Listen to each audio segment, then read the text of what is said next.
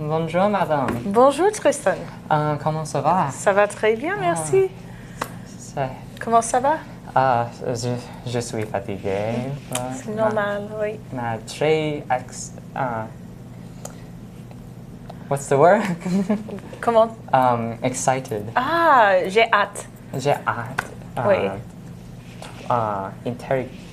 Interroger, oui. toi. Ah, merci. Moi aussi, j'ai hâte. Oui. I would like to start off with a very common question I would think you might come across in your field. What does success look like for you in your teaching career? Oh, wow. As a French teacher. Yeah, that's a great question. So my reason for becoming a teacher had more to do with relating to students than it did with French. French is just something I loved.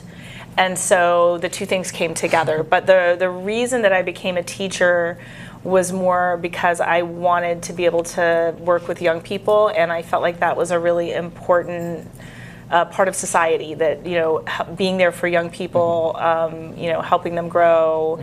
And so for me, what success looks like in a classroom is more about the strength that students gain over time, watching them become more mature and grow into themselves, and then also finding out what their goals are and helping them achieve them. So it looks a little bit different every year and with every student. Where did you find that spark for that, for like maturing and helping nurture the future generation? You mean like how do I find it, like in the classroom now, or when I was younger? When you were younger, when you first started off this. So my first job was working as a YMCA camp counselor. And when I started that job, I'll be honest with you, I did not want to work with students. I did not want to work with children. I was not interested, but I needed a job. My boyfriend's mom got me a job with the YMCA in Georgia, where I grew up.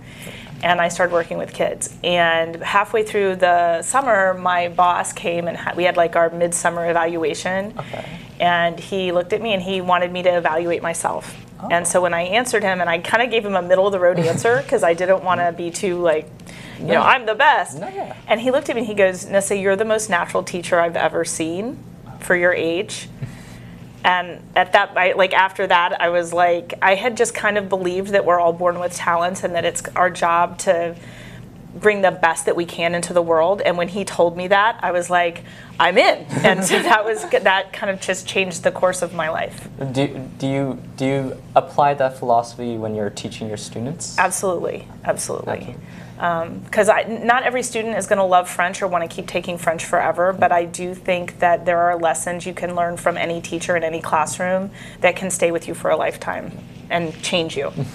Because I, as a French 1 and 2 student, unfortunately I couldn't do French 3 this semester, but sorry. But I definitely learned a lot from you as a person, that I feel like I've matured more since starting French 1 and French 2 in both language, vocabulary, and as a person. That's awesome. And I can see that in you too. And that's not, you know, a lot of that's just what students do, like as they move through the high school experience, they mature. So some of that's just getting to be an observer and watch them do that themselves, but it's so wonderful to participate in. I personally have thought about teaching as well, but to follow up to the next question, when did you first start teaching, and where would that have taken place? Okay, so when I finished my degree at Hood, I had studied abroad, so I had to do my student teaching after, so that made me take a little bit longer before I could actually start teaching. But I've been teaching full-time since, from starting in 1993. So a long time. I took 6 years off when I had kids, so I had a little break in my career, and then I came back to it. So I started off at Linganore High School, and then I was at Newmarket Middle School, Walkersville Middle School, and now at Oakdale. Sweet. So yeah. A very long and experienced journey, I would say. Yeah. And for me, like, I love my job. I still am happy every day that when I come to work. I don't like getting up at 5, but other than that, I love my job. How was learning at Hood College and doing that abroad program? How was that for you? That was life-changing. So I'm still in contact with my host family from when I lived there. And that's been, you know, I was there in 1991, 92, so it's been a really long time. But I would honestly say it's one of the most life-changing experiences anyone can have, is living in another culture and language and immersing yourself in that. I learned so much about myself that, I mean, people have written volumes about their experiences studying abroad. And yeah, it's changed the whole course of my life. It changed who I am as a person. You develop a deep well of confidence in yourself from having to overcome a lot of anxiety and do things in a completely different way than you've ever imagined. So, have you ever? It's a good experience. Sorry. Okay. But have you ever thought about going back or staying in France? Oh yeah. When you did your abroad program? Yeah, I mean, I try to go back as often as I can, but I couldn't, like, my husband's not a person who's going to go live in France, so that once we were married, I was like, okay, we're not going to go live in France.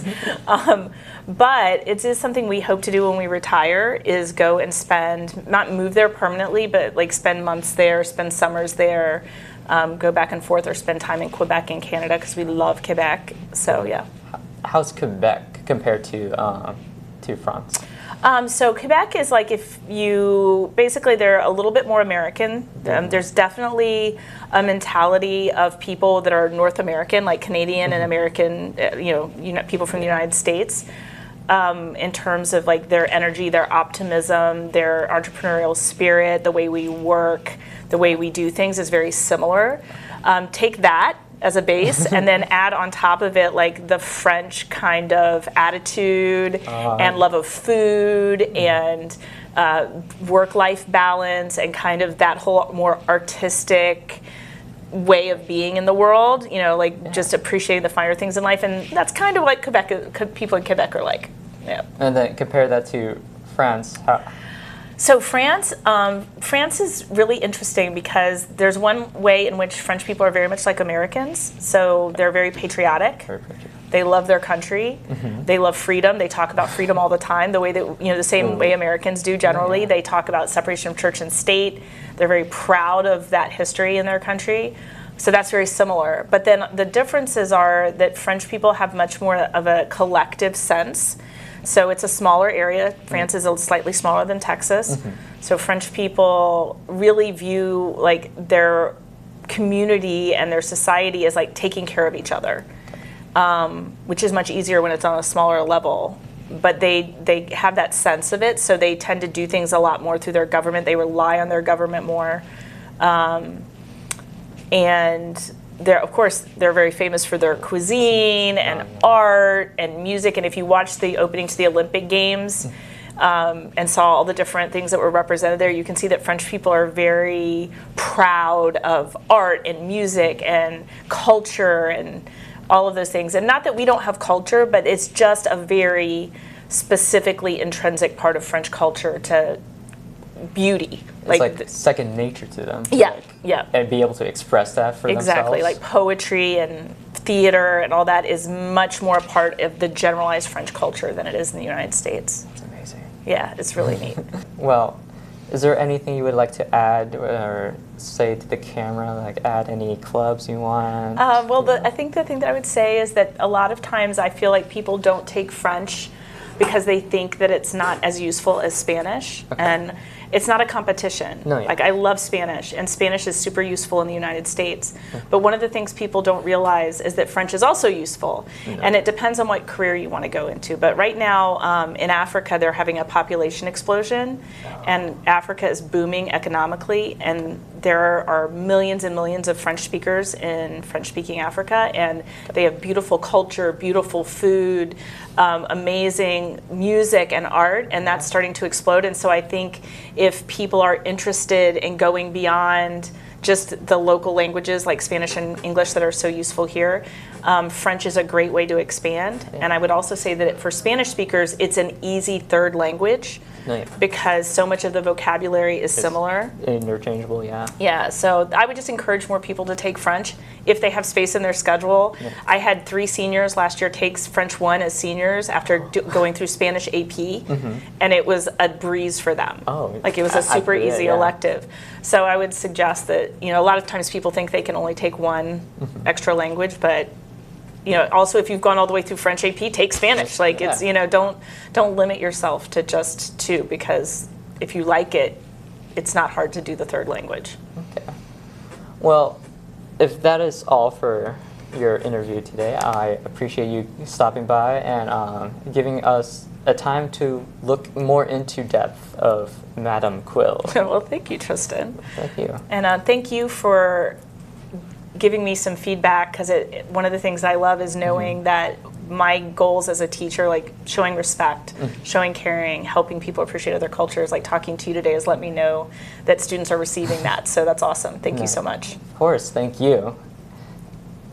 Cut, cut, cut.